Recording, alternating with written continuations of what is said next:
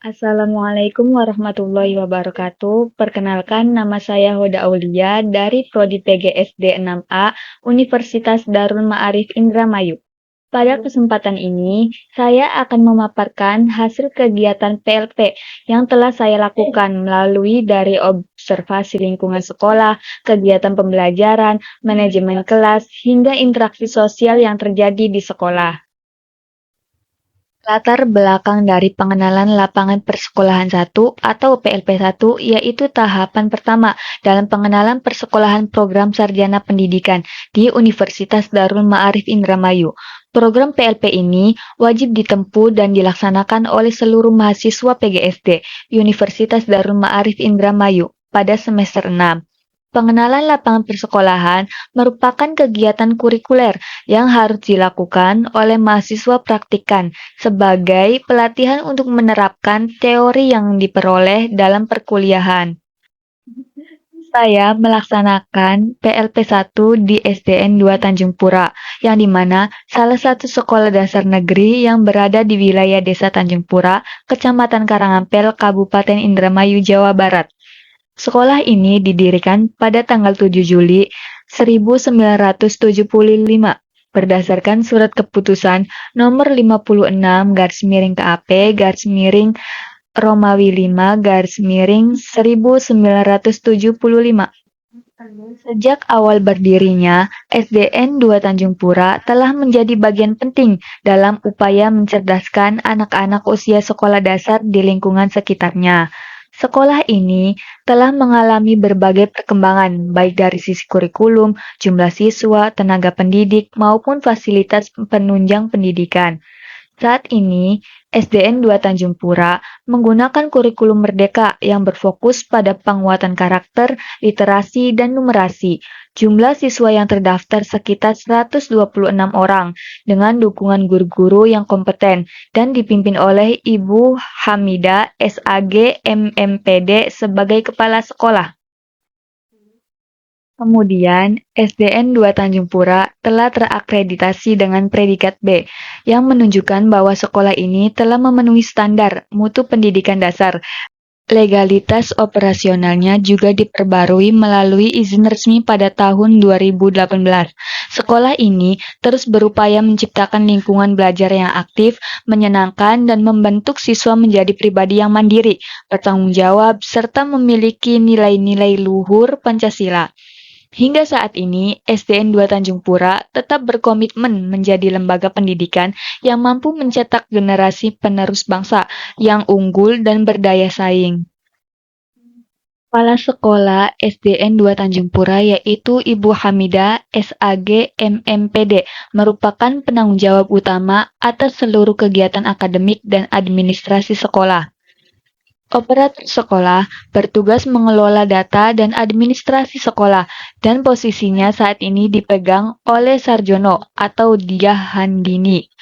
Guru dan tenaga pendidik PTK sekitar 5 guru tetap dan tenaga kependidikan PNS atau GTT atau GTY meliputi guru kelas, guru mata pelajaran, serta staf non-pengajar, tenaga kependidikan tambahan yang mendukung operasional sekolah, tata usaha, kebersihan, perpustakaan, dan lain-lain, ikut membantu kelancaran kegiatan sekolah. Rombongan belajar atau rombel terdapat sekitar 6 rombongan belajar menampung total 148 siswa. Struktur ringkas atau naratif yang dimana kepala sekolah memimpin seluruh aspek manajerial dan akademik, dibantu oleh operator serta tenaga administrasi untuk urusan data dan operasional sehari-hari. Para guru pengelola proses pembelajaran di kelas dibantu oleh staf pendukung lainnya seperti penjaga sekolah, TU, dan petugas kebersihan. Rombongan belajar SDN 2 Tanjung Pura, Indramayu secara resmi tercatat sebagai menerapkan kurikulum merdeka yang dicanangkan oleh Kemendikbudristek. Kurikulum ini dirancang untuk memberi fleksibilitas kepada sekolah dan merancang pembelajaran yang aktif, kreatif, dan menyenangkan sesuai kebutuhan serta tahapan perkembangan peserta didik. Fokus pada penguatan literasi, numerasi, dan profil pelajar Pancasila, serta kemampuan berpikir kritis dan pemecahan masalah nyata. Pembelajaran dijalankan dengan pendekatan berbasis proyek, eksplorasi, dan kolaborasi kelompok. SDN 2 Tanjung Pura berkomitmen memadukan muatan lokal, ekstrakurikuler seperti pramuka, seni, dan olahraga, serta karakter sebagai bagian dari implementasi kurikulum merdeka. Tingkat oleh guru kelas masing-masing.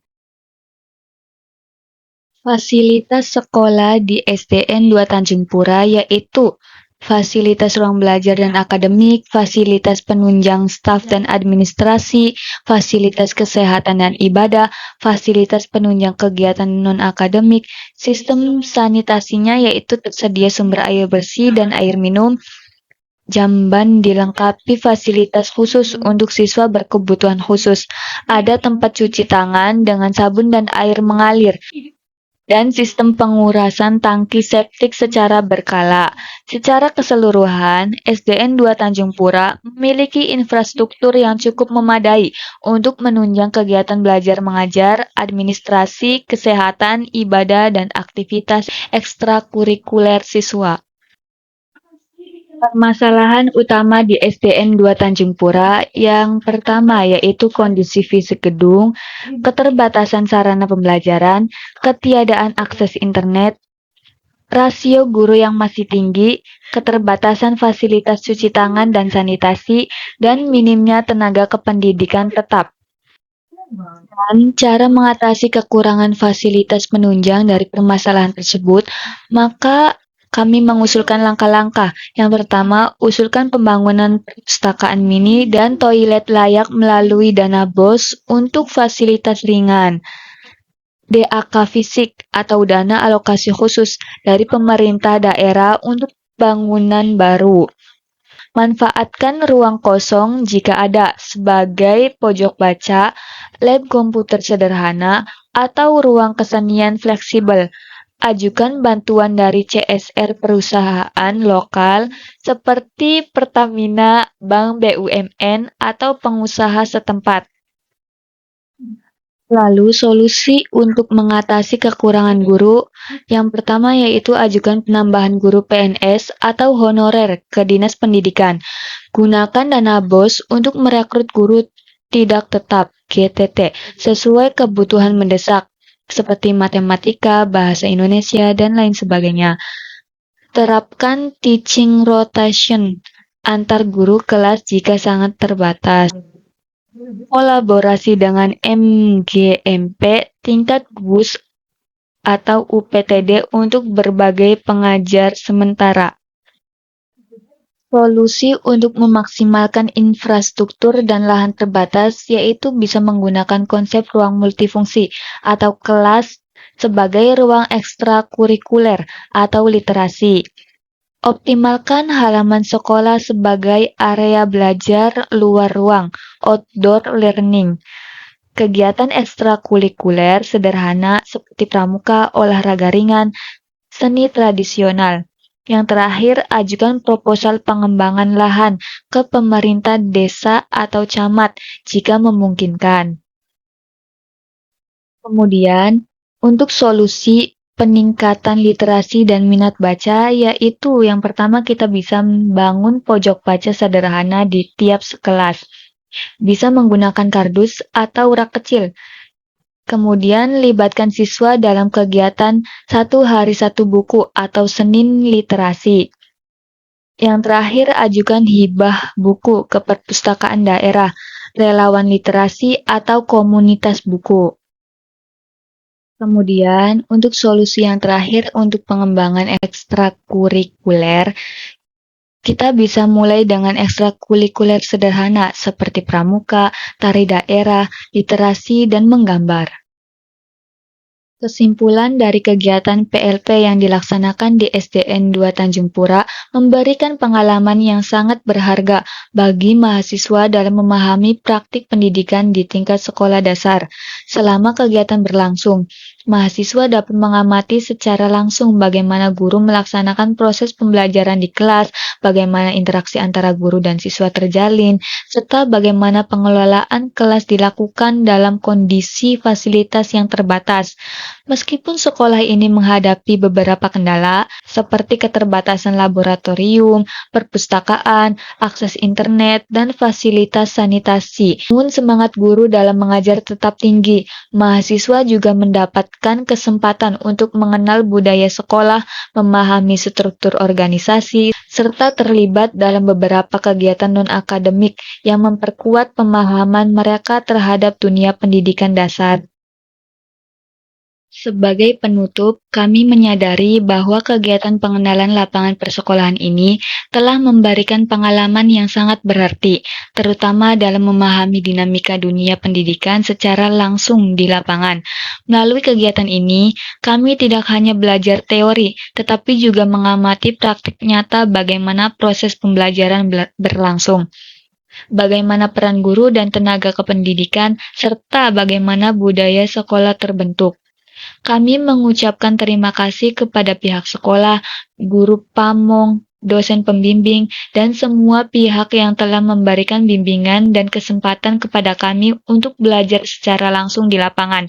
Semoga pengalaman ini menjadi bekal yang bermanfaat bagi kami sebagai calon pendidik di masa depan.